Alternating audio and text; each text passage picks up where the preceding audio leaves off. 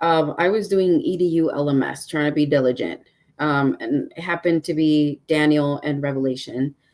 And so as I'm going through these studies, I'm thinking, I should really study more, not just what's given to me here, but maybe cross-reference. So I started, Googling, I started, pretty much anywhere I can find any kind of information that would match what was in our sermon books, what was in our evidence books. Some things, of course, I could find, but there's things that I could not find, or if I did find it, it was slightly different. And I was like, that's kind of weird. The dates are different. The time frame is different. This happened before, this happened after. And so I'm like, man, I feel really uncomfortable right now. I don't know what to say. But I was like, you know what? Let me keep this to myself. So I keep studying. I keep going back and forth. But I was like, you know what? No, I'm going to allow myself to really open up and just read and study and educate myself. So I started going deep in and just looking up all kinds of things.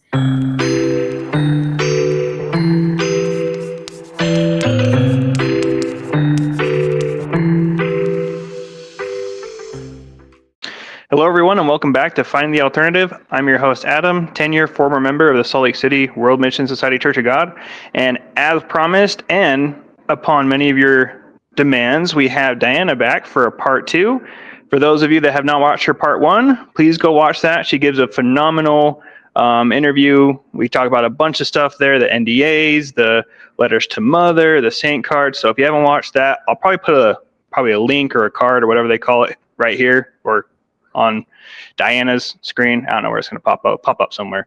But I'm gonna turn the time over to her, introduce herself if you haven't seen her or know her. So I'll kind of give her the floor for a second. Hello, everybody again. Good to be back. So again, my name is Diana, former member of World Mission Society Church of God. I was there from end of 2012 to about mid 2023. So just a little over the 10-year mark.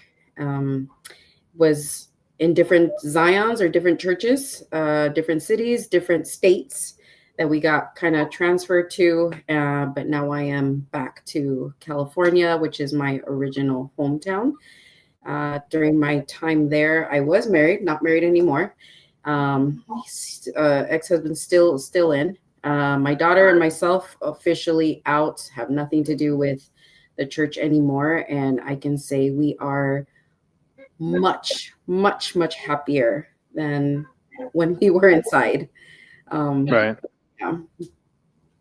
Well, awesome. It's always a pleasure to have, especially me and you go pretty far back. Yeah. We kind of talked about it a little bit, but I remember the first time we met, actually, we were in Ohio, Columbus, short term. That's if you remember correct. that. We were actually preaching partners for a little bit. That's correct. So that was the first time, and I believe that was beginning of 2016. I was looking through my phone and I had a video of our chant. We're in the car and we're like, I don't remember what we were saying. We're like, for father, for mother, for something, and you're in the back. Those chants, me supposed to be real happy. Like I don't even know what I'm doing here.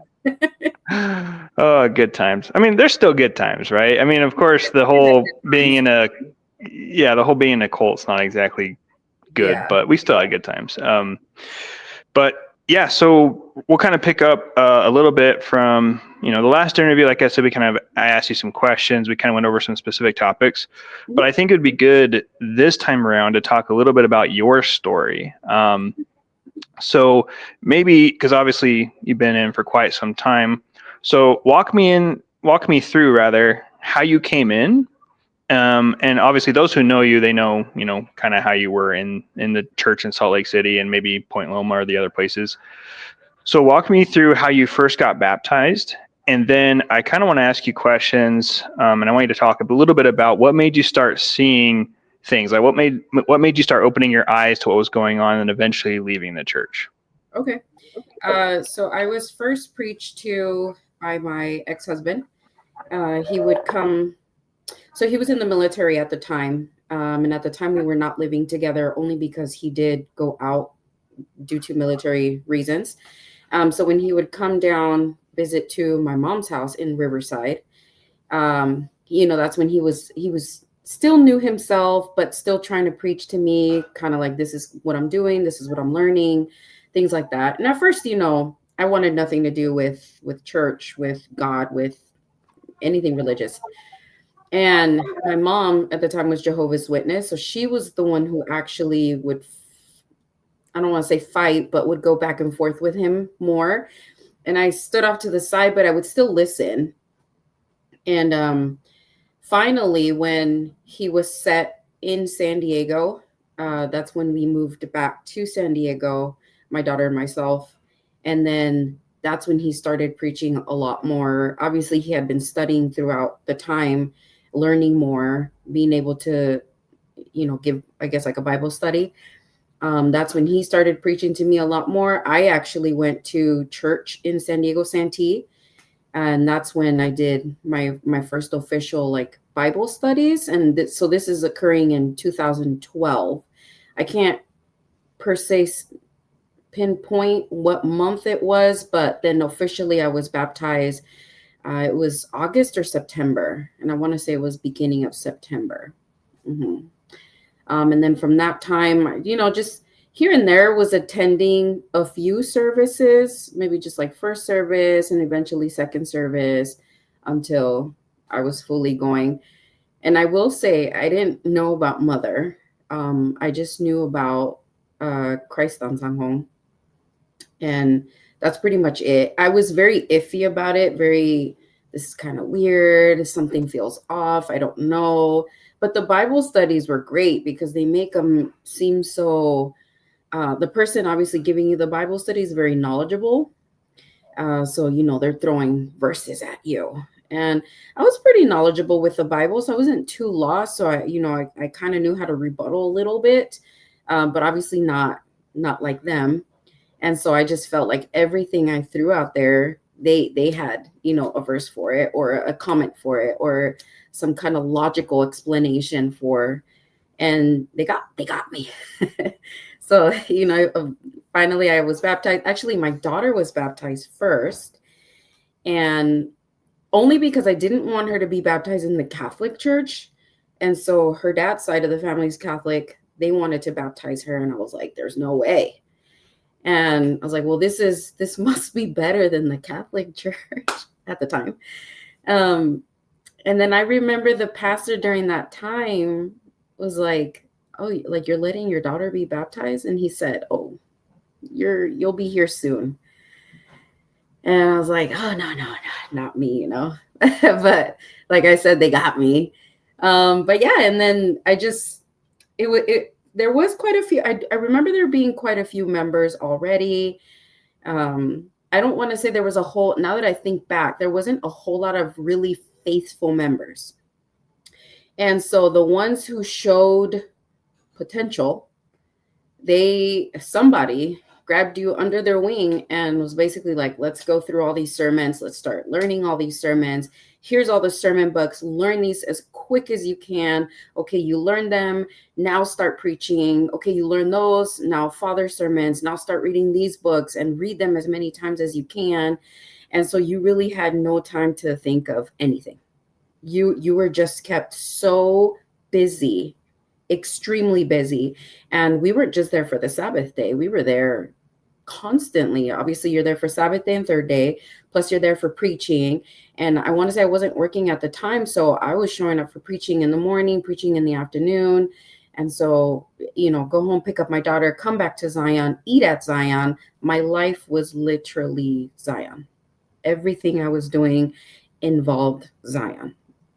And that was just me growing up, as they say, until eventually, you become unit leader, then become group leader, and then we were transferred to Point Loma Zion, which we were there for. It's also in San Diego. We were there for 2.5, maybe close to 3 years, and until we moved to Montana, Billings, Montana, and we were there for 4 years. 4 years. So from 2017 to about 2021. And then during the pandemic, a lot of the members were students, so college students. and they weren't from Montana. So during the pandemic, because there was no school, they eventually all went back to their hometowns, and so Zion was left very lonely. And it was just my family, so my ex-husband, my daughter, and myself. That's it. There was one other couple there at the time until they decided to go back to their hometown as well. So I believe it was like family issues, and so we were just there by ourselves. And we were like, well, what are we going to do here by ourselves? So we decided to not go back. We decided to go to Salt Lake City. And so from about beginning of 2021 to about April of 2023, we were in Salt Lake City. And then once I started, so that's kind of when, even before that, I was already slightly doubting, but, and I'll speak on it more, but the relationship between my ex-husband and me was just not there. We were roommates. Genuinely, we were roommates. And so I was like, either we fix this or we call it quits. He didn't say anything. He just said, do whatever you want. And so a week later, I left. I came back to California. I started going to Riverside Zion, still trying to keep my faith, though I was very, very shaky about everything, a lot of things. We didn't last very long, only because we got here and, they knew that I was previous leader, that I could study, that I could, and then you just start hearing the drama and you start hearing problems of other members. And I was just like, man, every Zion is exactly the same. And me trying to be diligent, still trying to study. I started researching more so that I can understand the Bible more and I can understand the truth more. And there was a lot of things I couldn't find. And that's when it all just plummeted. And I said nothing. My daughter and me went to Zion one Sabbath day, kept first and actually, I think it was just first service. We went to the car and I looked over at her and I said, I don't ever want to come back. And she looked over at me and she said, me either. And then we just left, never came back. So this was right before the feast.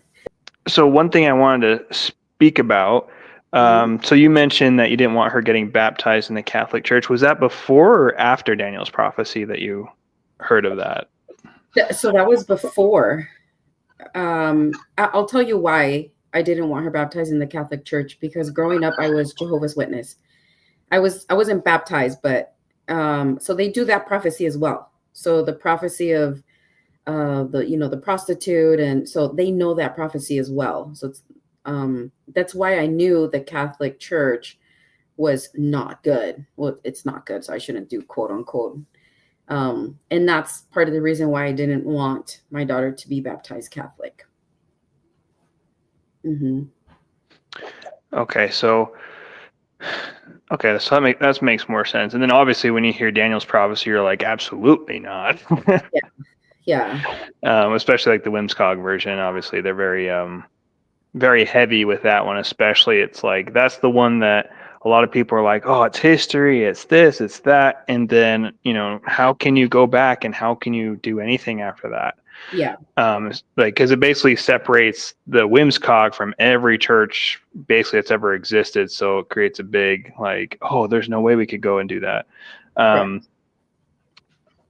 And when it comes to like you said that you and your husband like weren't on the same page, do you think the church had some influence on that? Because as far as at least in my experience, you're married for the gospel, right? You're not married to really like be there for each other, like love each other, like like as far as I guess what I'm trying to say is more transactional than it is anything. Is that kind of what you're referring to? What I'll say is they kept both of us extremely busy. Right. So busy that you just don't have time for each other. Yeah, so I'm not going to specifically say it's the church's fault. I mean, anybody can determine that.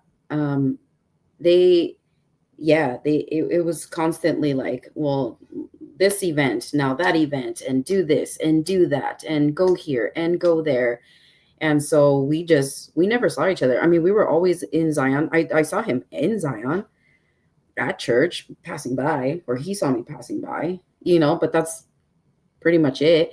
And honestly, my time for family, 3-day weekends. Obviously for us, it was a 2-day weekend because we would have only Sunday and Monday.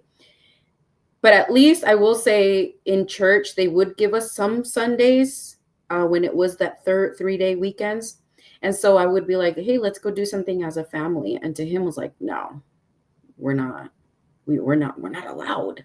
How dare we go out and do something as a family when we could be doing something in Zion? And sure Yeah, I enough, remember. Oh, sorry. Go ahead. sorry, they always found something for us to do even during that time. Well, there's going to be members in Zion who don't have families, so go be with them. And so that was that. That was our family time. But I see where he's coming from, though, and I see, because I was the same way, right? Like, we're closer than family, right? That is our family. Mm-hmm. And what a lot of members don't realize is little by little, you start actually believing that. Mm-hmm. You start actually considering them more than your actual family. But the Yeah. thing is with your actual family, they're actually there for you after you leave this place. And after you leave this place, your quote unquote spiritual family doesn't want anything to do with you. Yeah. Doesn't talk to you. Actually, they most of the time they're told not to talk to you, regardless of why you left or the valid reasons why you left. And if anything, they spread malicious, in my opinion, right? We have to throw in a disclaimer. This is all of our opinion. Mm-hmm. We should probably do that at the beginning, but anyway, My it's fine. opinion or my experience. So it's my Yeah, experience. I mean, I've heard like 5 different things about why I left, and none of them are accurate. Like I made up my mind for months before I decided to finally pull up the trigger. It's like, yeah, that's because you can do that, right? Like I can know it's all fake and garbage for Mm-hmm. months, right? No one can do that. The amount of like praying and announcing and all this stuff for months on end, Mm-hmm. there is no way I could do that had I known it was fake that whole time. There is just no way. But that's what they do. They create that, and there's that separation, right? You want to be with these random people in the church, and then what about your own family? Why can't you go on vacation? Why can't you do stuff with your own family? And I'm especially like when you have a kid, right? I could see like some of the overseers, right? They're married, literally just matched for the gospel, right? They chose that. Sure, God bless them, right? Mm-hmm. But you came in with a kid already, I think, Yeah. right, with your husband. So that's a Mm-hmm. little bit different, right? Like you need to Yeah. be a family. Like you need to raise her. She needs to be, it's important to do those family things. And honestly, you almost had to get approved, ask for permission, get approved for you to leave. So even to visit, we were living in different states. So for me to come visit my family in California, I had to request, hey, I want to let you know I'm going to be gone from this time frame to this time frame. I'm going to be going to this Zion. Can I even go to that Zion? So I couldn't just up and leave and be like, all right, guys, I'll see you guys in a week or two. No, I had to be specific with where I was going, why I was going, am I going by myself or something like this? So Yeah, and why do you as a grown adult need permission for stuff like that? Again, that kind of comes back to what we were talking about before. Why do you need permission to go on vacation? Why do you need permission to go on a work trip? Why do you need permission to I want to have family time or I need to get family time approved for my own family? Like what is the reason? yeah, Like what justification is there for that? it was very frowned Biblically on. even. Yeah, it was. If you wanted to vacation, they almost looked at you like, you want to what? You want to go where? Why Your not? weak faith. Yeah, why not use your vacation time to go on a short term instead? Use your days off for that, for the gospel. So it was very discouraging. Either didn't want to go or just didn't go at all. Yeah. And and as far as a family dynamic, it's really, really, really difficult, at least from my experience, to have a family dynamic in that place Hmm. because the church comes first, and any leftover time still give to the church, right? Because you have to study, you have to Yeah. do all these other things, and EDULMS and make sure your kid's doing EDULMS and make sure all this other Mhm. nonsense. Mhm. And so you have, like you said, you end up having no time. And so instead of your husband, the one you fell in love with, etc., now it's just hi, bye, right? I'll see you at Zion. Hey, I have a contact for you that's male, or hey, I have a contact for you that's female. Go spend time doing that, right? That's it. And that's your relationship, and then that's what happens for years. And then pretty soon you're like, I didn't get married for this. Like this is Mhm. not why. This is not why we chose each other. This is not why we had a kid. This is not why. And that's something that I can relate to personally. Is it became so transactional to where it's like you don't see them as really human almost in a way. It's almost just like a robot. Like Yes. you're just there for a purpose, and your purpose is not for each other. Correct. It's not to raise your kids or your family. It's for the church, and then whatever emotional capabilities you have left, whatever mental capabilities you have left, whatever little time, if any, you have left, then you toss it to the spouse or to the Yeah. kids or whatever the case is. No, I'll mention before I even left, I did speak to my overseer and I let him know, this is the situation in my house. Um, Almost like I don't know what to do. Like I don't want to leave because I know it doesn't look good on us if we get separated or get divorced. And he really just didn't care. I can tell he was on his side a whole lot more. And he was very just like, well, do just go ahead and leave. You made up your mind, go ahead and leave. I was very How taken. comforting. Yeah, I was very taken aback. And his face, oh God, I'll never take that face. It's like engraved in my mind. This I want to look sad for you, but I really don't care. And then he had a whole education where he separated the brothers and the sisters. I heard some of the things he said from the brother's side, but basically, when it was the sister's turn, he said the reason why these brothers act the way they act sometimes is because of you. I'm like, wait, what? What? Yeah, he basically said the reason why maybe the brothers don't pay attention to you, why the brothers are focused on other things, or it's basically because of me, because of my, I don't know, personality, my character, my whatever. So it's my fault. It was my fault.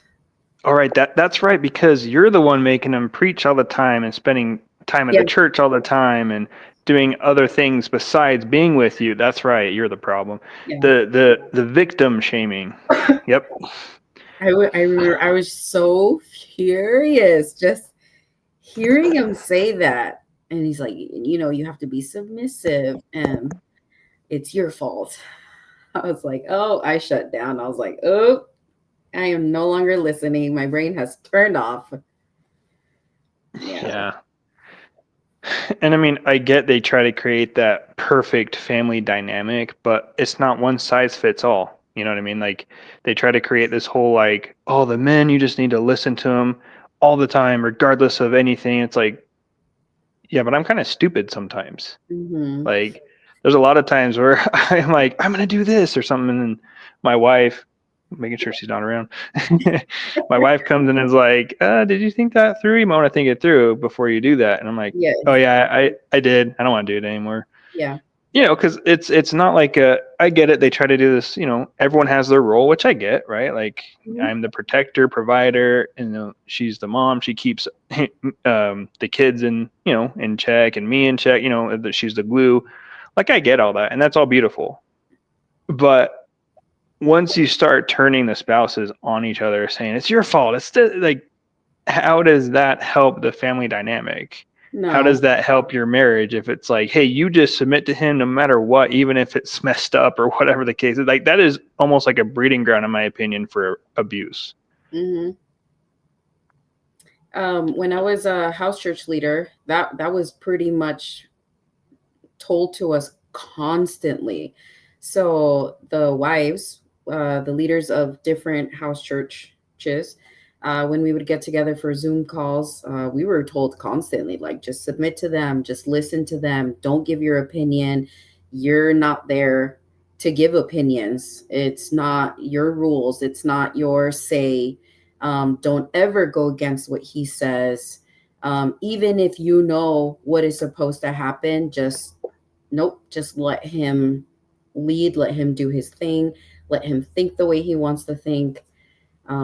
So we just, that was so difficult for me. So So what is your point then? Like, what is the point of you even being there? the point of me being there was to cook.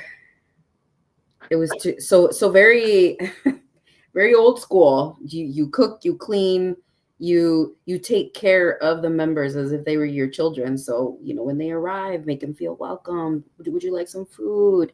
You weren't.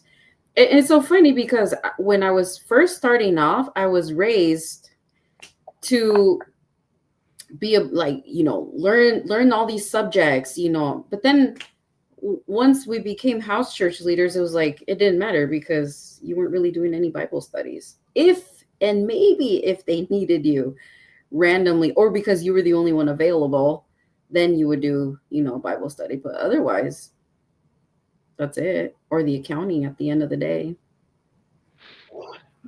That is yeah, it's just like, to me, it's just, it's shocking how they come and they're like, oh, it's like such a blessed thing, it's so nice, it's so this, mother that, when they talk about the house church. But at the end of the day, it's like, you're a janitor, you're a cook. Yeah. And it's like, you build yourself up, you do all these things, you have all this knowledge. And there's some really smart women in the church, like really quick, Yeah. really Yeah. biblically versed women that could put us brothers probably in our place like that.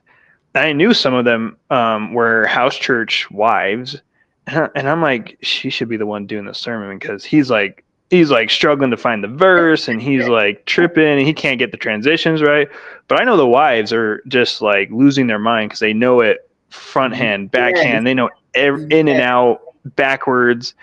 And so to me, I'm just like, why not use people where they can be used? If you're going to be I mean, it's at the end of the day, I think it's a cult, right, in my opinion. So I mean, might as well use people where they can be useful. Just a tip, if you ever want to be in a cult that, I mean, I'm probably going to cut this part out, but but you know what I mean. Like, if you have a gift, it just doesn't make sense. Like, the cult's all about capitalizing on people, but Mm-hmm. yet they make these. I mean, don't get me wrong. There are some really smart branch church brothers or deacons or whatever, or overseers. I'm not saying they're not. I'm just saying, majority of the women that are in those, like, overseers' wives, they are so much smarter and wiser, from what I've seen in my experience. But anyway, I'll kind of move on. I've been told I go on too many tangents, so I'm trying to keep them at a minimal. um, so, okay, so that's kind of your experience, right? So now you're in Riverside, and now you're starting to doubt a little bit. What was it that really started making you start seeing the lies and the deception and the tactic and the red flags? Was there a multitude of things that kind of started it, or was there one where you're just like, huh, that hit me pretty different? Like, maybe I should look more into this. So actually, it was a multitude of things, but you're always taught to suppress these things because it's probably Satan that's grabbing a hold of Yep. your faith. Right. Since I was in Montana, actually, there were subjects that I had learned in what we call Disciples Academy that I learned I from remember San that. Diego. And so, Hmm. these are pretty intense subjects. They were hard to learn, and they weren't written anywhere. So you had to listen, take your own notes, and then preach it to like either the overseer, the pastor, or a missionary that knew the subject well, and then you got signed off on it. And then you can advance to the next level. So as we're going to these different Zions, you're teaching these subjects, trying to enhance or bring up the members' faith. And then all of a sudden you're told you can no longer preach these subjects, and any notes you have of these have to be tossed. And so I'm thinking, like, why? If it's truth, it's truth. So that was the initial. I was like, that's really odd. Oh, I Do you don't have some examples of those? Like, what was it? Do you remember anything specifically what you had to throw away? or There was destroy. one subject called Big Fish, Little Fish, or something like that. Something about fish. And actually, I think Oh, I still have the notes. I think I remember it was like the kingdom of heaven is like a fisherman who had fish in his basket and like sifts the bad from the good or something like that. Yeah, yeah. I mean, if I look And at the notes, I'll remember. I'll remember it. But gotcha. I yeah. I remember, to your point, I remember the third and seventh day. That was a disciples academy subject, and I remember they used to change the meaning of that. Like, what does it mean to touch a dead body? I was taught initially that, oh, that means like going out to the world, right, or going to family or events or whatever, because you're touching the unclean, right, the dead. Yes. Yes. And then you had to go and keep third and seventh day to wash yourself from the worldly filth. But then they switched it to actually it means giving into your sinful nature, right? And then that's actually all that it means. And they were very specific, right? It means this right now, and then it changed to it means this now.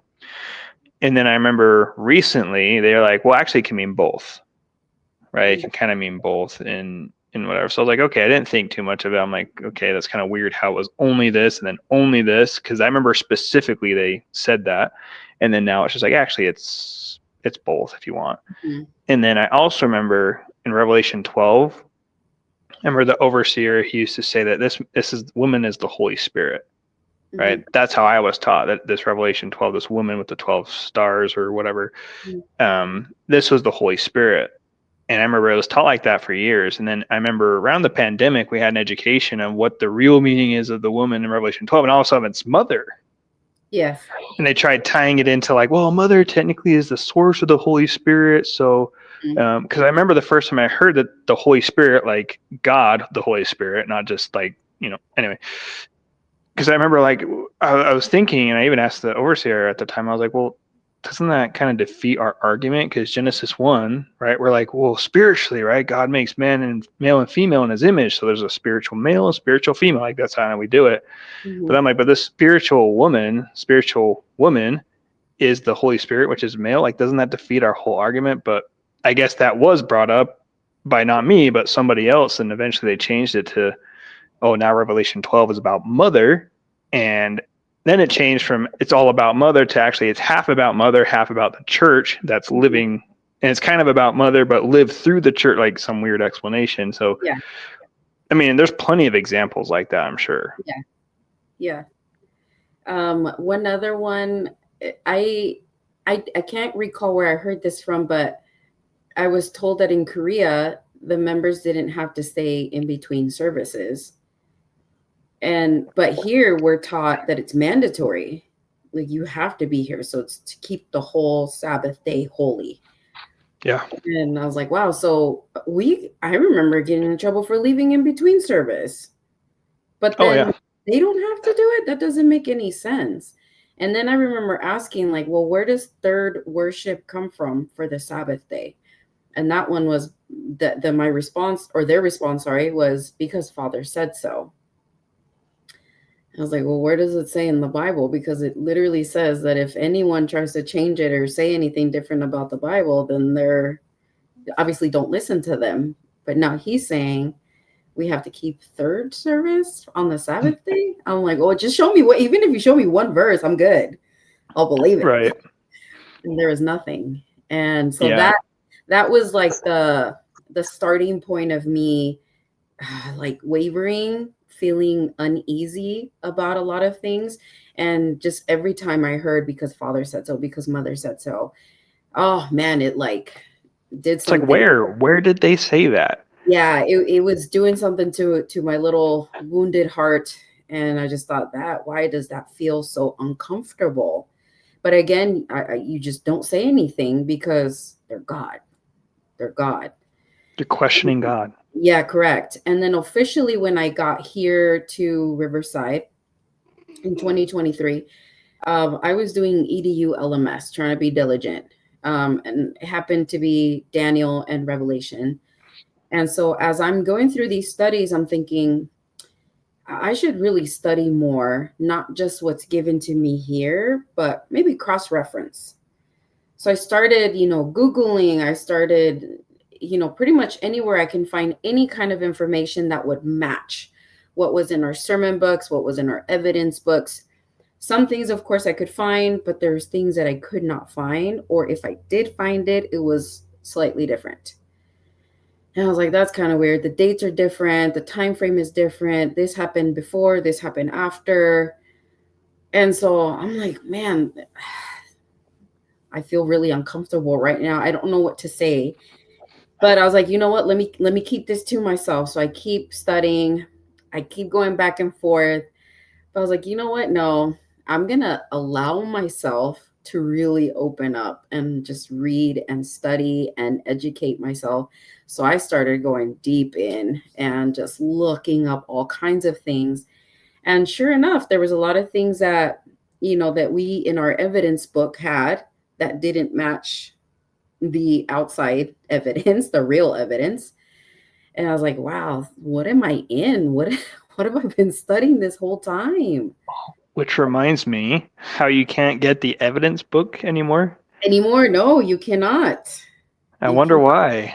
They stopped. Yep. And then later on, I found, okay, in New York, they have this museum that a few members got to go and see, right? And so you go through this museum and you're just like in awe. You're like, wow, the work is so amazing, the talent of the art and yada, yada, yada.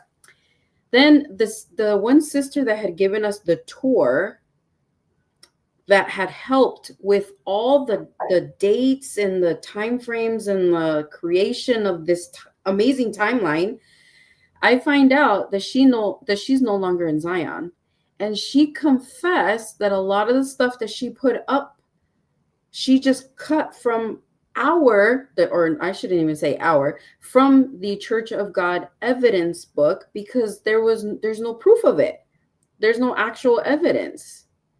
And so she had to put something up so that the timeline makes sense. Yeah. And I was like, my little brain is going to explode. And she actually did a Great Light Studio interview. Yes. Yeah. Shout out to Corey. Yes. Yes. Thank you, Corey. Oh, that interview broke my heart. She's such a sweet person. Really did, yeah. And she worked hard on that exhibit, and how she was treated is just absolutely appalling. I was so amazed. She was my tour guide. I was like, wow, her understanding is just amazing. And so to see her out and to know that she's the one who created it and that she had to use non-reliable sources. Yeah, she was grasping at straws a lot of the time. Yep. And that's the thing is, and I want to encourage members, right? Because, if this is the truth, again, like kind of what we talked about in the last one, if you research on your own, what is the problem? What you come back, if this is the truth that God has solidified through history, through creation, etc., then if you study outside sources, shouldn't direct you right back to the World Mission Society Church of God? Mm-hmm. Because there's all these, they have all these analogies. Like I remember hearing, like, well, who else was baptized 1948 in the Church of Laodicea? And, the Seventh-day Adventist Church says that they're the Church of Laodicea, and that An Sang Ho was born in the Seventh-day Adventist Church, baptized, not born, in the Seventh-day Adventist Church in 1948. So who else could have fulfilled this prophecy?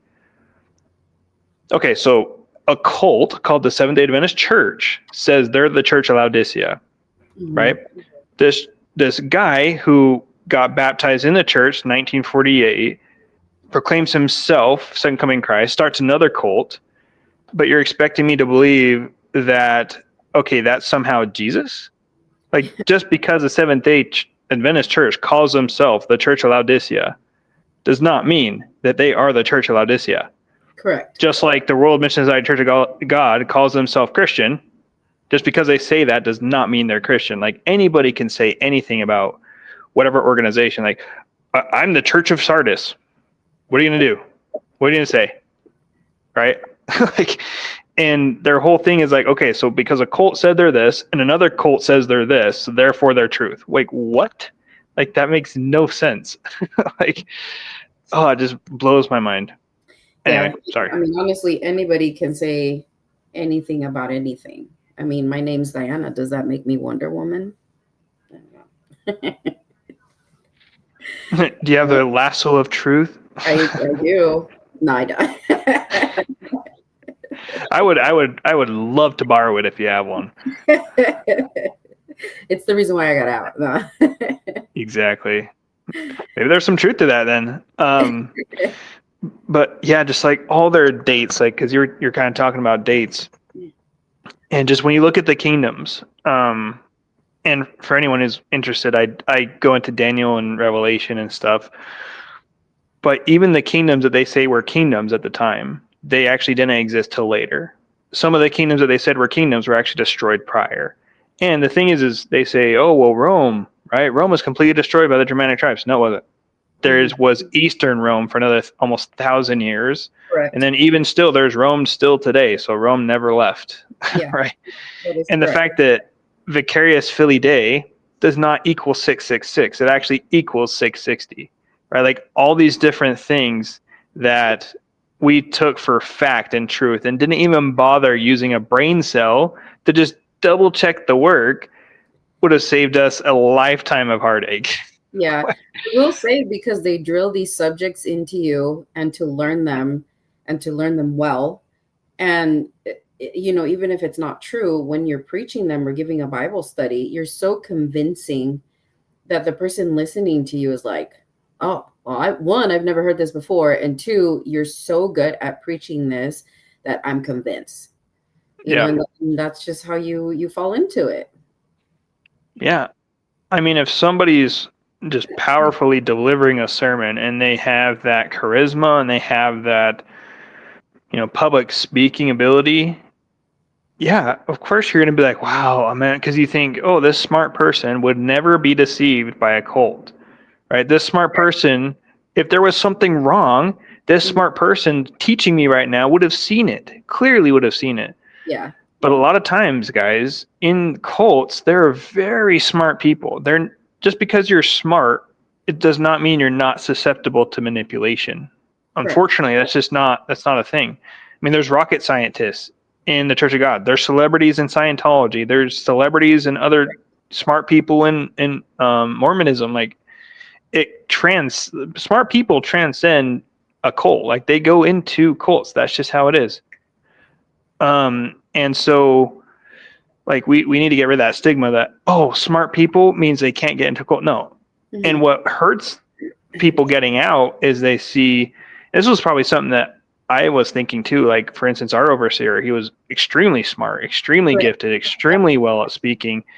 And I remember thinking sometimes too, I'm like, wow, if this really wasn't true, I don't think he would be here. Right? I think he would have sniffed something out. He would have seen or heard something out. But sometimes when you believe something so much, even though it's incredibly wrong, it becomes truth. Yes, that is a fact. And it's not just that overseer, I'm sure yourself, you got the opportunity to see other overseers or other church leaders, give a sermon, or just naturally speak. And you're like, wow, this man or this woman is just amazing. Like, this must be the truth. Yeah, correct.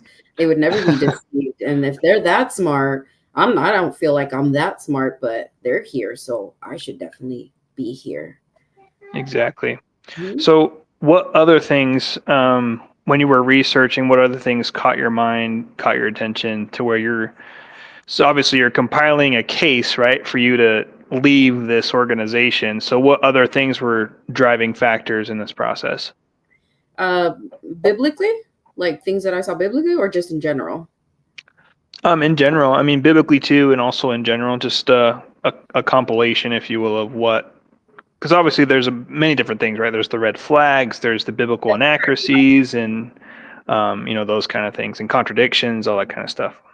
Yeah, so I think for me, it's all the drama that occurs. The more you grow in Zion, the more you know about members, and you start hearing things from other group leaders.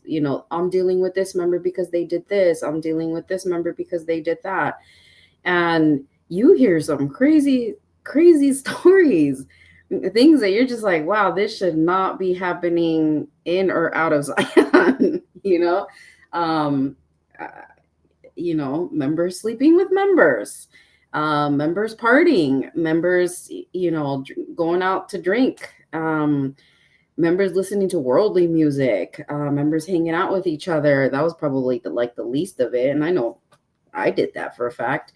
Um, but yeah, that was one thing. I'm like, how can these people say they're in the truth yet they're out doing, shenanigans? That was crazy to me. And even seeing that from other members, I thought, it doesn't matter. This is the truth. Um, I'm gonna remain because it has to be the truth, regardless of what people are doing. But once you actually start studying and you start seeing these flaws, then I was like, oh, well, at least they were living their life while they were while they were there. I should have too. But unfortunately, I didn't. You're secluded a lot. You're kept from doing many things. And one thing I will say is, because we're kept from doing many things and you're basically just not allowed to do anything. I did get sick. I got very sick. My I don't know if you know, but like when your cortisol levels are really high, you tend to be a lot more depressed, a little bit more anxiety. I started gaining a lot of weight, actually. And I didn't know I was feeling just down. And they said, in Zion, you're just happy. But I wasn't. I wasn't at Right. all. And it wasn't until after I left that I went to go get checked by the doctor. I said, something's wrong with me. She checked my hormones. That's when I found out my cortisol levels were really high. My stress levels were so extreme that I didn't even know myself that I was stressed. And so I was Wow. living a stressful life and just trying to, swim against the current. And yeah, I was doing really bad. Every part of me, I started, my memory was getting really bad. Like I said, I was gaining a lot of weight. I was losing extreme amounts of hair, extreme, like balls of hair. So I had almost nothing. And I was like, this is, something's wrong with me. I just don't know it. I feel fine. Obviously my doctor finally said, no, you're not okay, actually. So, and it wasn't until after I left Zion that I started taking care of myself a lot more. It stopped all that stress, you know, and then I got better. My hair came back. I lost weight. My skin got better. I'm a lot happier. You know, I'm not with this constant like weight on my shoulders anymore of worrying about other members and their business that I had no business dealing with. Um, and yeah, so that was another reason I didn't even know that I was, so sick. So I knew that it was because of Zion. I knew I was slightly stressed, slightly stressed. I didn't know how stressed I was. So Yeah. And your story with being, sick and ill, you know how common that is? yeah, I heard. It is very common Yeah, because something about you just being in, because I think a lot of it has to do with number one, you know, your sleep, right? correct. Like sleeping too much is a sin, Yes, even though the whole point of the Sabbath, like I've said over and over, is literally to rest. Like God knew people love to work and love to do a bunch of stuff. So God made the Sabbath for man, not man for the Sabbath, right? But yeah, on the Sabbath, what are we doing? We're running around like a chicken with their head cut off, right? correct. And so you're constantly having to do stuff all the time. And not to mention, they have this fear that Father's coming any minute, and I need to check all the time to make sure I haven't done anything wrong today, and all this stuff. So all this fear compiles, and it just sticks with you and just grows and grows and grows. And you put that with lack of sleep and lack of self care, because again, right, you're a sinner. You don't deserve to be healthy. So you don't deserve to take care of your body, right? Just, the flesh is weak, but the spirit's willing, like all this stuff. And so what does your body do? Over years of living like this, it shuts down. I'll mention there was a few times when, so me gaining weight, I've never been so big before. So I would try to eat healthier, and sometimes I would take healthier meals to Zion. Oh, I got in trouble quite a few times because I Weak was trying faith. to be healthy. Yeah. How dare I bring my own food? And so what's wrong with the food in Zion? Why won't you be like everybody else and eat the food in Zion that the sisters cooked? I'm like, yeah, I know they put in effort to make this meal. However, I'm trying to get a little bit healthier. But, you eat very carby food, very heavy food, and then you're sleepy, and you get sick often, but yet they want you to be healthy so that you can preach, so that you can do Bible study, so that you can be, like you said, running around in Zion on the Sabbath day. But so you're just like this constant battle. Yeah. They feed you full of carbs, and then half an hour later, they wonder why you're falling asleep in services. That's correct. Okay. um, Ugh. but yeah, and I always felt bad because obviously there's some members that have dietary restrictions, and I Yeah. remember them being treated so poorly.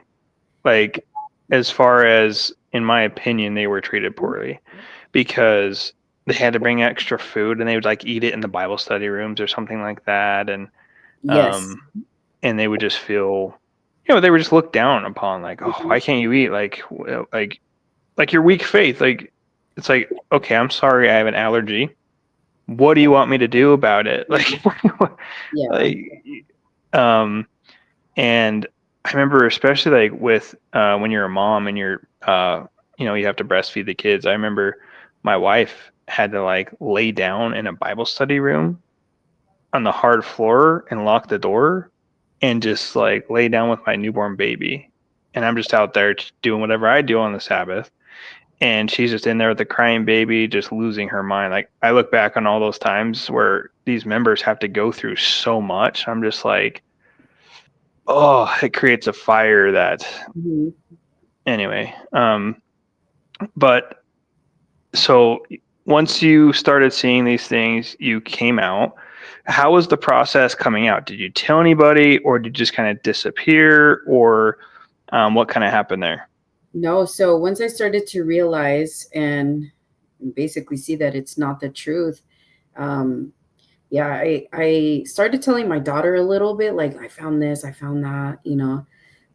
I would very subtly ask questions, but not to the point where they would think that I was falling away or questioning the truth. Just very minor things. And finally, I told my daughter after the first Sabbath, on a Sabbath day, I said, you know what, I don't want to come back. This is not the truth. I don't want to come back. And she said, okay, we're not coming back. And we didn't look back. We didn't tell anybody we were leaving. We didn't hint that we were leaving. Um, I will say I had tithed that month, and so they, obviously they didn't suspect. I still put in my offerings like normal. We still showed up dressed in our suits, singing the new songs. Everything was normal. And then we just stopped going. Gone. Yep. And in the beginning, they didn't really say anything, but after the first Sabbath missed, they were very like, let's wait, what's going on? Did they so when you dropped off, was it weird? It was kind of weird for me when I missed my first service. Did it make you nervous at all when you started seeing the time, getting to the appointed time, and then once it hit, you're like, "Oh no." I remember joking with my daughter. I was like, all right, we're leaving. And I said, look, they always scare you that if you leave, something might happen. I said, Right.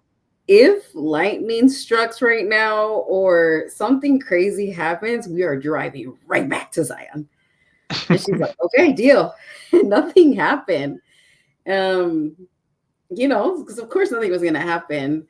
And still, third day, I was still kind of like, oh, something's going to happen. I don't know. Nothing happened. And then that following Sabbath, we stayed home. We didn't go out. We didn't do anything.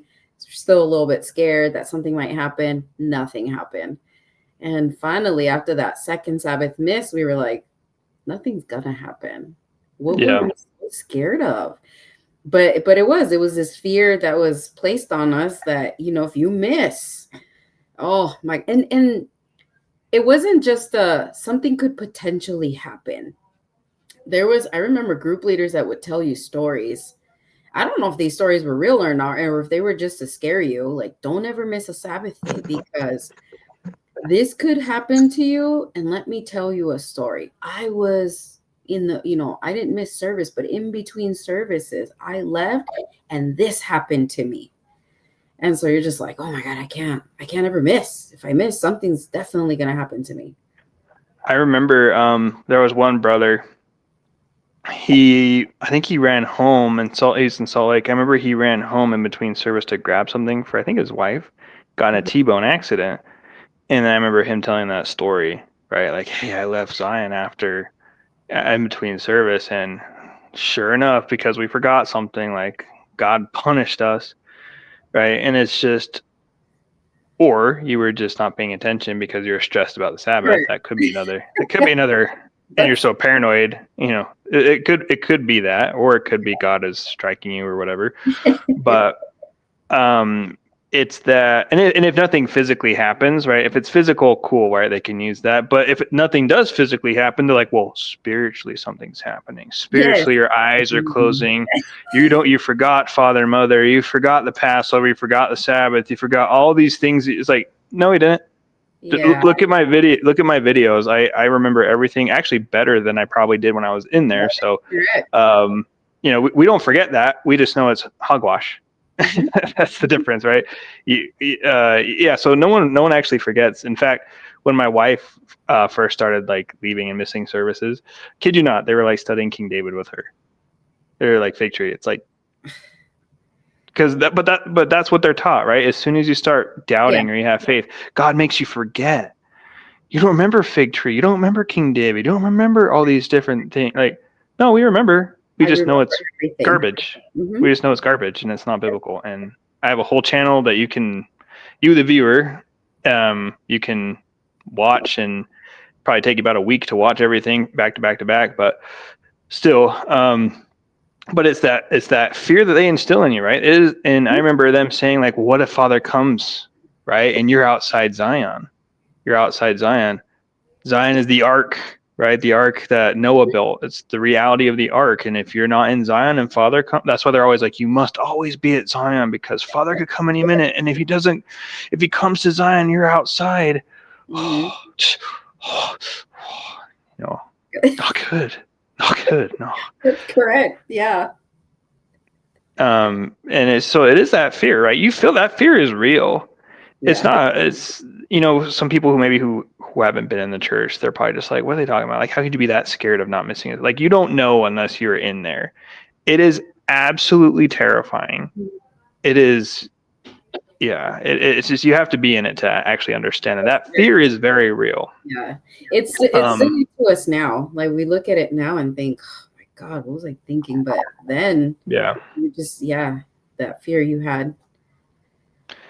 Did they try and visit you and maybe like go to your place of work or visit your home? And yeah, so when I moved to California, they actually didn't have my mom's address. Or even in my Saint card did I ever put my mom's address. And so when we decided to leave, you know, of course, I knew somehow, some way they were going to find it. And I later on found out that they could have potentially gotten it from my ex-husband.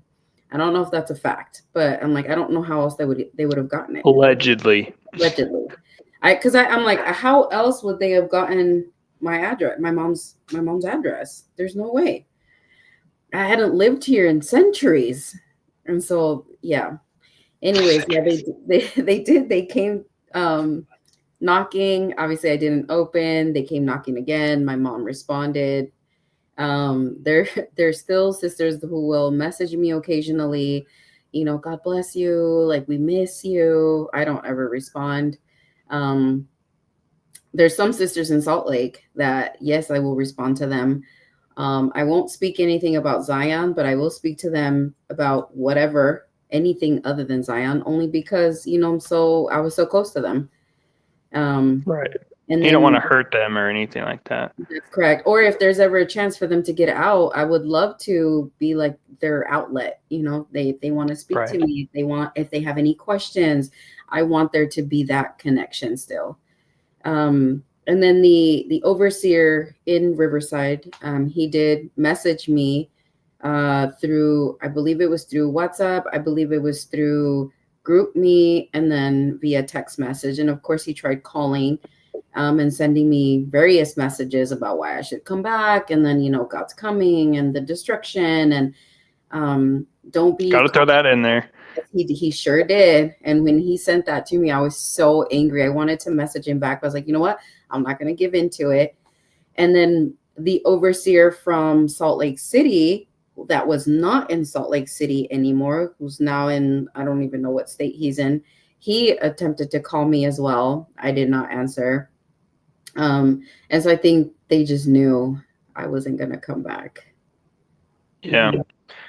And I kind of want to speak to members a little bit here too, because they're probably just saying like, I can just imagine them thinking, oh, well, you rejected their love, right? That's what they'll think, right? They'll think, oh, we reached out to you because we love you, but you rejected our love. You rejected our help. You didn't ask us.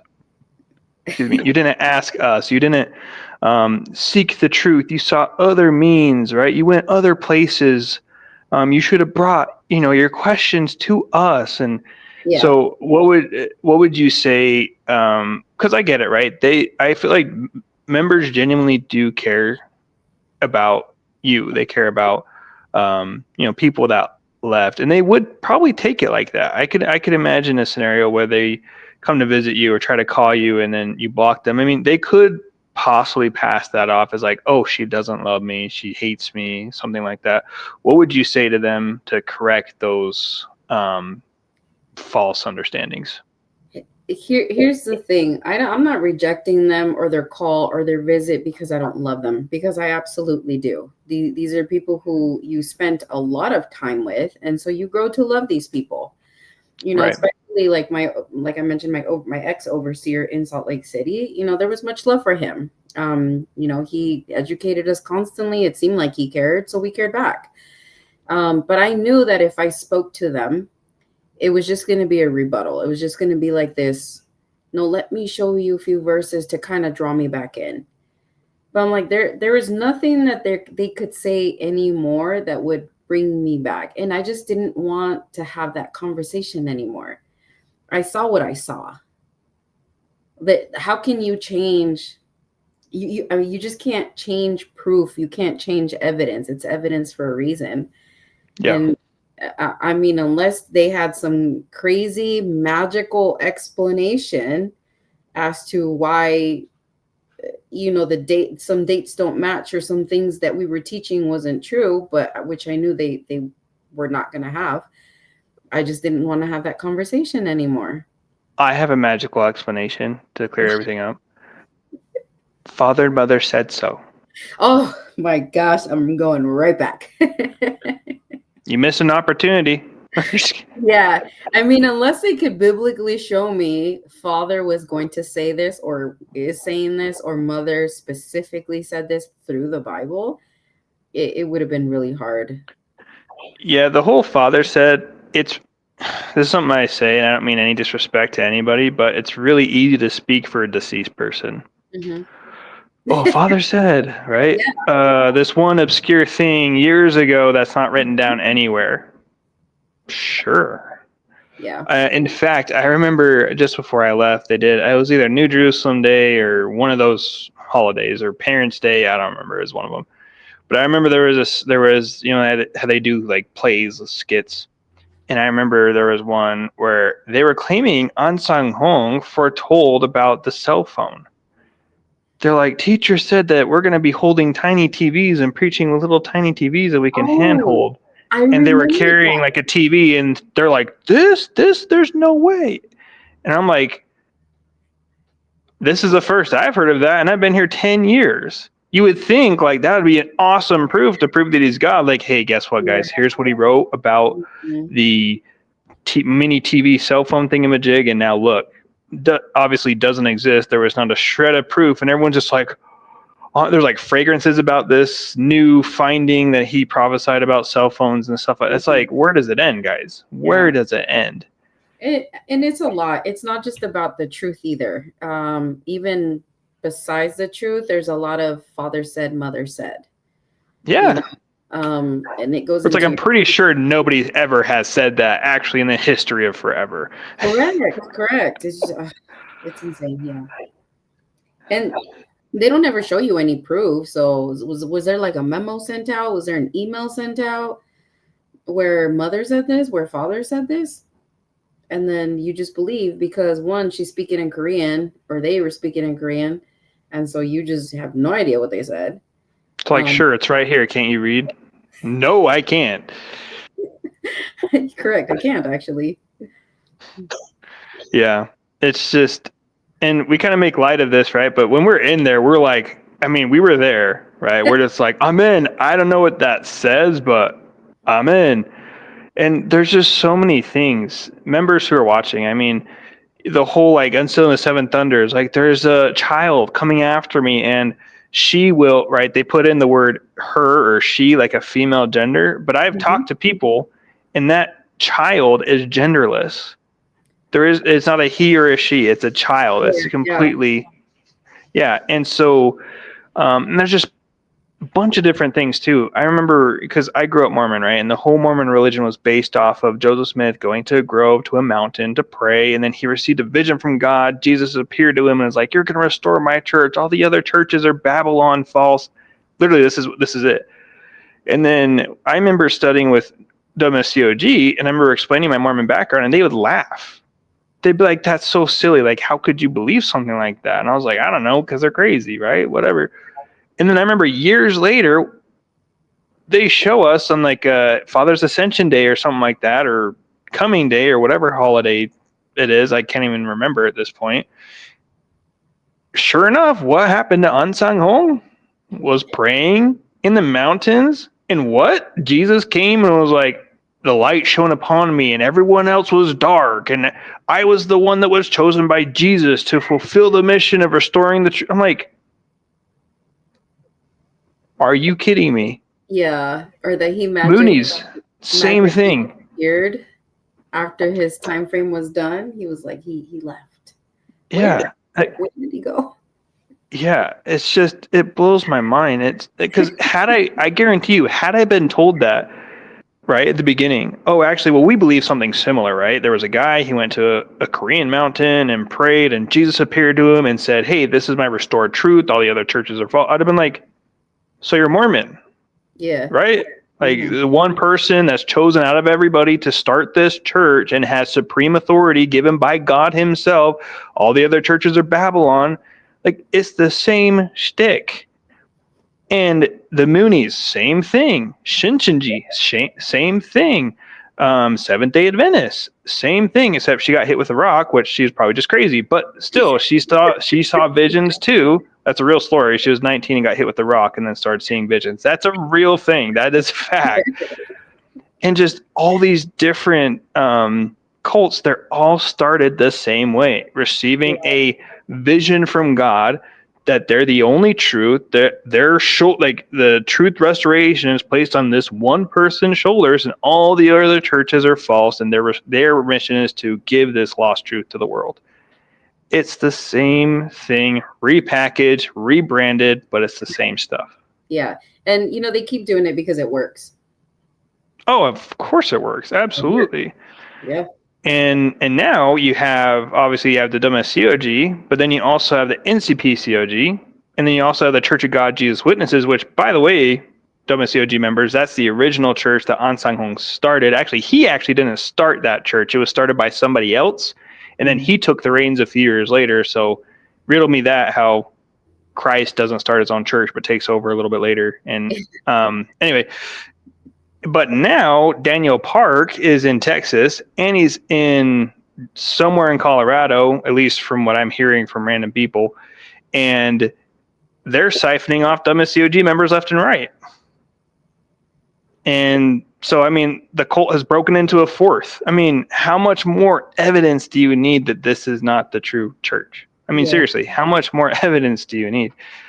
And it's just, yeah, I really hope that people just wake up and just think for a second, just wake up for a few minutes and just think about this. But anyway, sorry, back to your story. Tangent again. I apologize.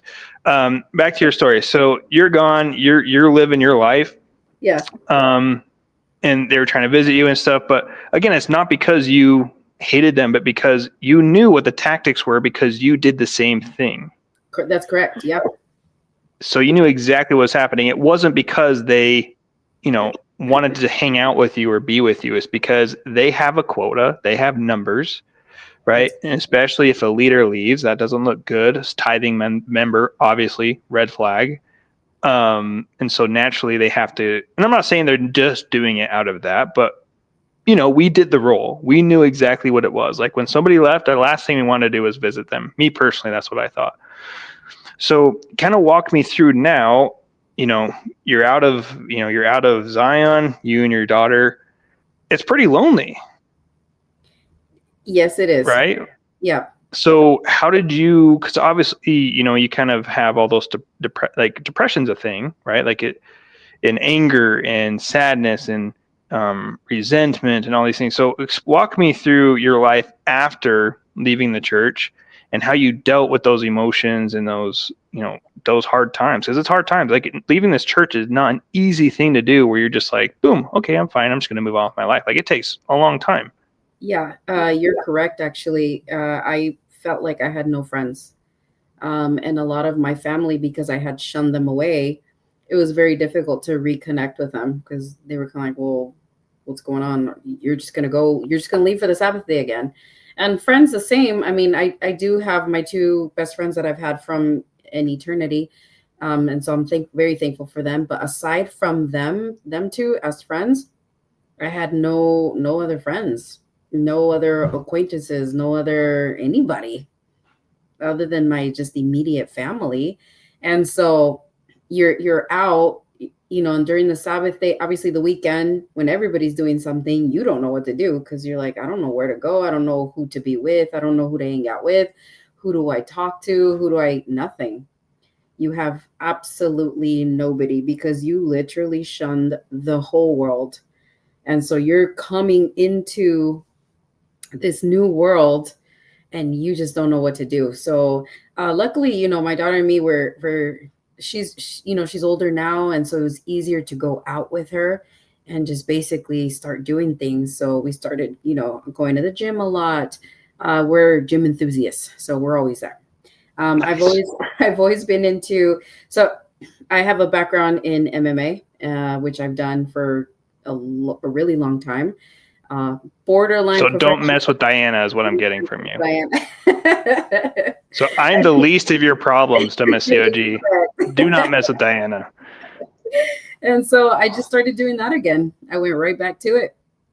I love it. I absolutely love it. It's my favorite thing to do. I look forward to doing it every single day. I actually went back to school. I got my master's. It just, life is so much better.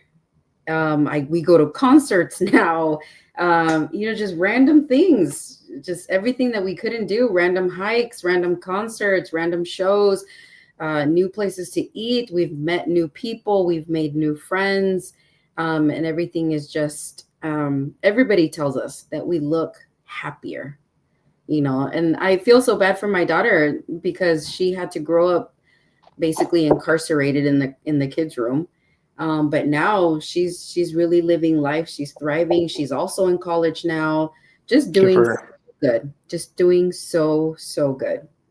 That is beautiful to hear, and that's why we do it too, because I can't stop thinking about the kids' room, right? Like there's so many parents that I got to know very well in that place, and I know there's babies in there, toddlers, preteens that are just absolutely miserable, and their potential is being stunted because of being in that place. Yeah. And what you've built outside of Zion is, it wasn't easy. So I don't want WMSCOG members to think that, as soon as I come out of Zion, it's going to be super easy and super like automatically it's going to be magically better. It takes time. It You really really, does. It takes time. you really have to pull yourself out, because you can let yourself just keep going down because you're depressed. Or you pull yourself out and make something out of it. You're like, okay, I missed 10, 11, 12 years of my life giving into that church. And so now let me do the next 10 years putting into myself, Yeah. which I'm so thankful, because my daughter and me, that's what we chose to do. Yeah. We can't sit here and mope around and just cry that, we were stuck there for such a long time. One, it's our fault because we could have left, but we didn't. Fine, we'll deal with it. But we started doing things. We started, getting ourselves out of this slump, to become better, to be better. I wouldn't say it's entirely your fault. Like, we could have just left whenever. I think with the manipulation and the gaslighting, all the things that happen, I think certain things had to happen in a way for you to leave.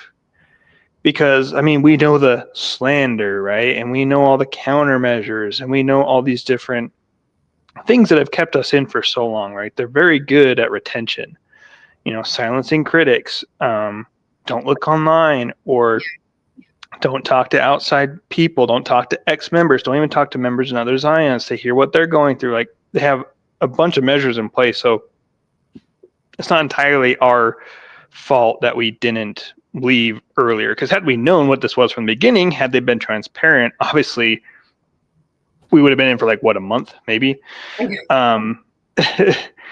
But at the same time, personally, I try to look at it, if I can help somebody get out, then it wasn't in vain.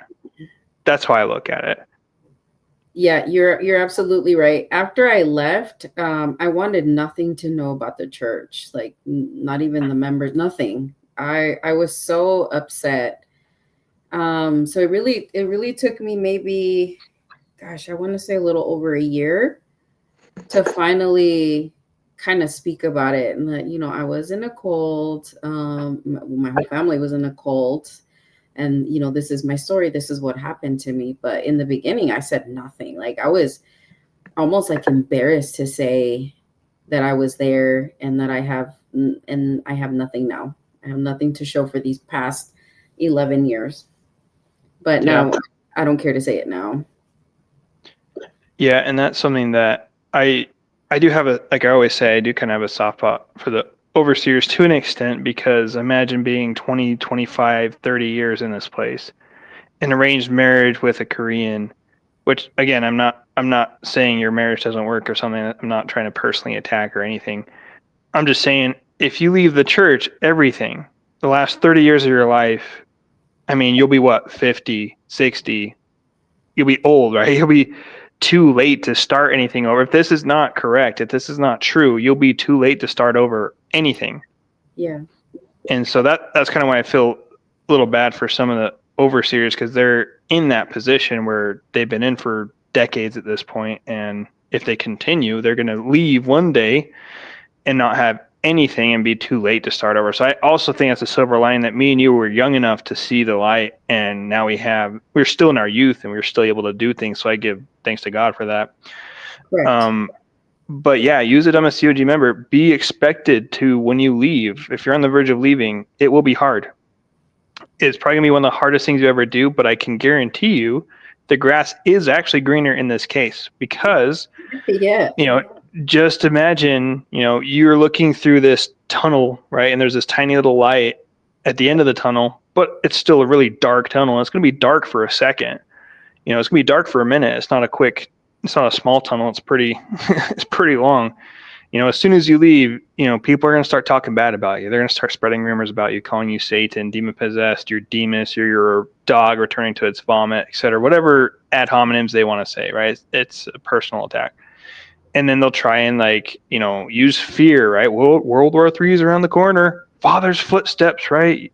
He's coming, he's coming, he's coming. Like, can't you see, etc., etc. And then they'll try and visit you, and they'll try and do the love bombing again, and all these kinds. So just expect that. and just be sure of the position you're standing, right? Like, hey, no, I'm not coming back. And once you leave, that's not it. You have to rebuild your life. You have to go out and make friends. You have to go out and find your hobbies, find yourself again. Yeah. And obviously I'm a Christian, so I always recommend finding God again. But I'm not going to push people to a certain denomination. I'm not going to push people to a certain, I push people towards the Bible, but I think I am a firm believer that you have your own relationship with Jesus. You have your own relationship with God and the Bible.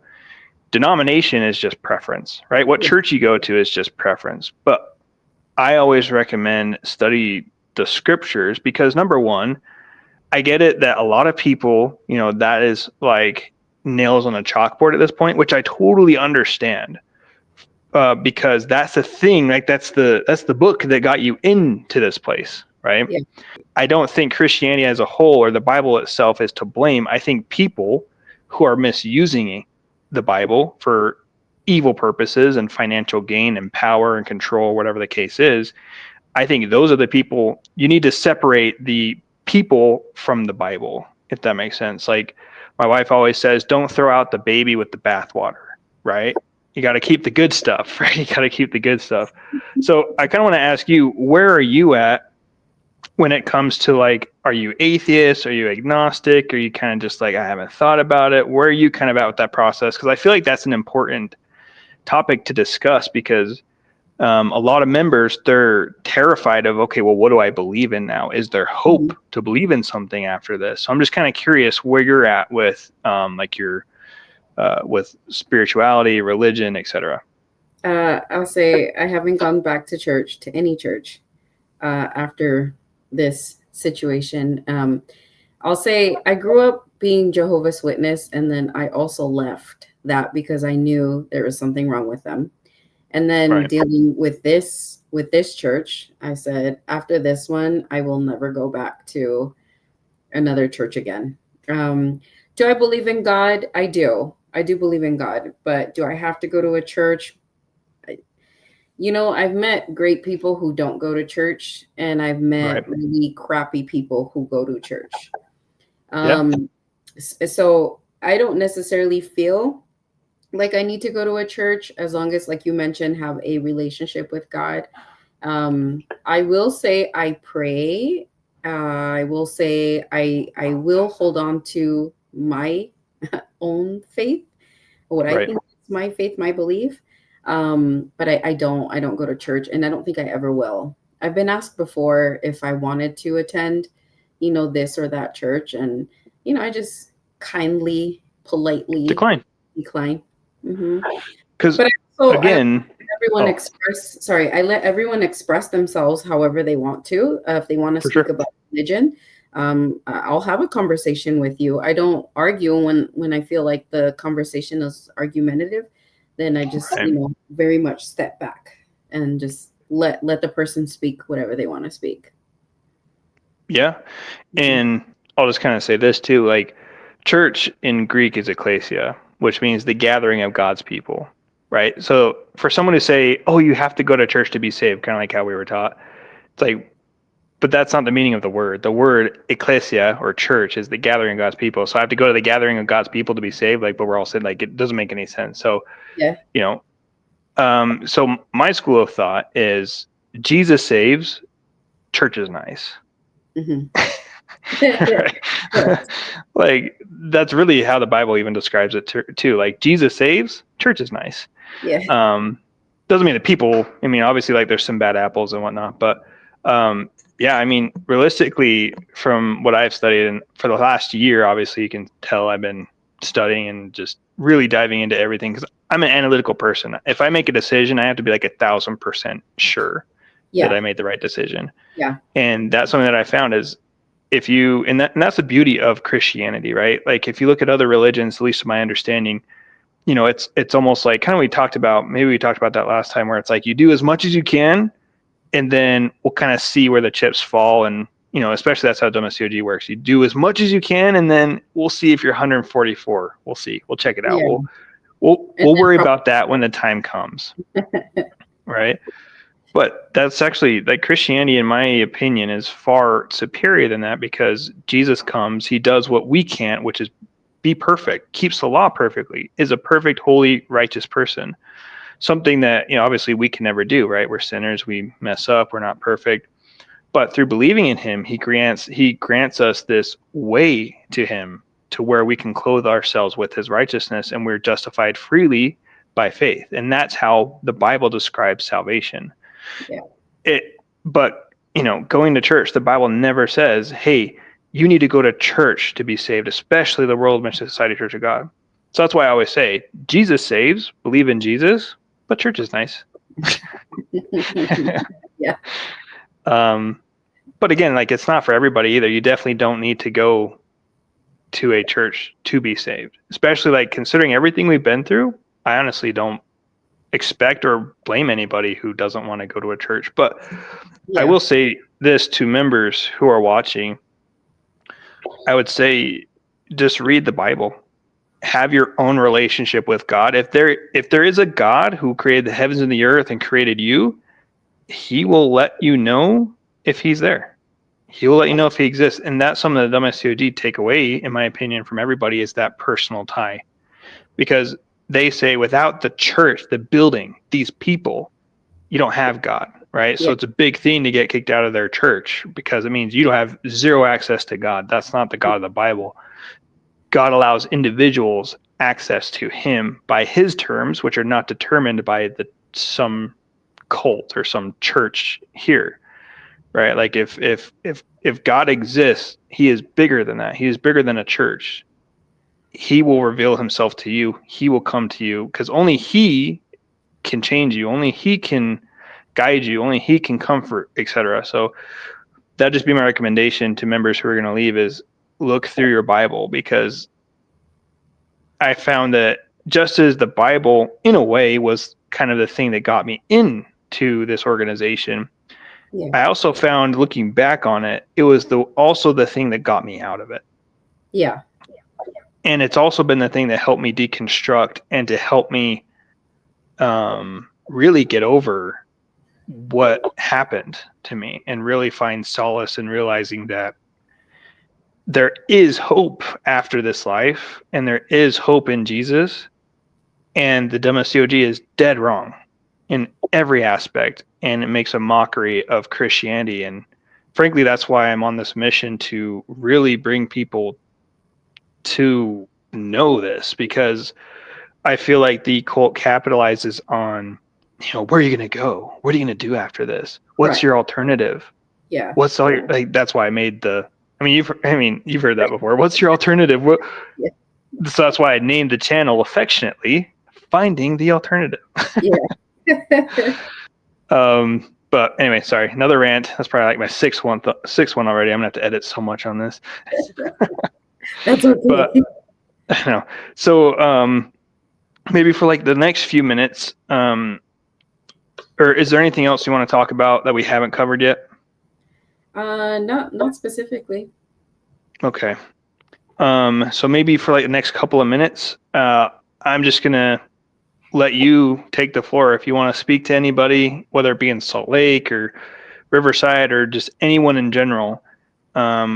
If I guess I want to give two schools of thought. Number one, speak to a WMSCOG member that's in currently, and then maybe some advice. So number two, maybe some advice of for those who are on the fence, who just haven't who are miserable, broken, hurt, who maybe just haven't made that step.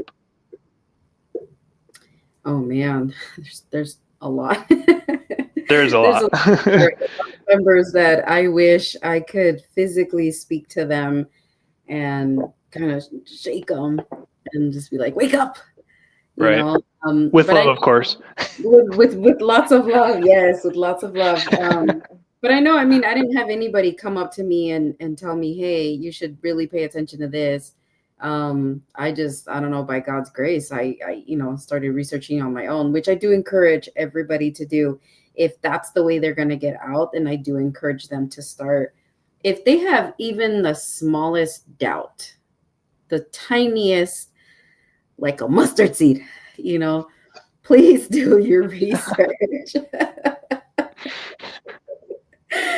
Do any kind of research. Really start paying attention to your surroundings, start paying attention to what's going on to you health wise, mentally, emotionally, physically. Start looking into if what you're reading is true. There's all kinds of outlets. I want to say so many things, like, if you don't feel comfortable in church, that can't be the church of God. If you feel some kind of doubt, that can't be the church of God.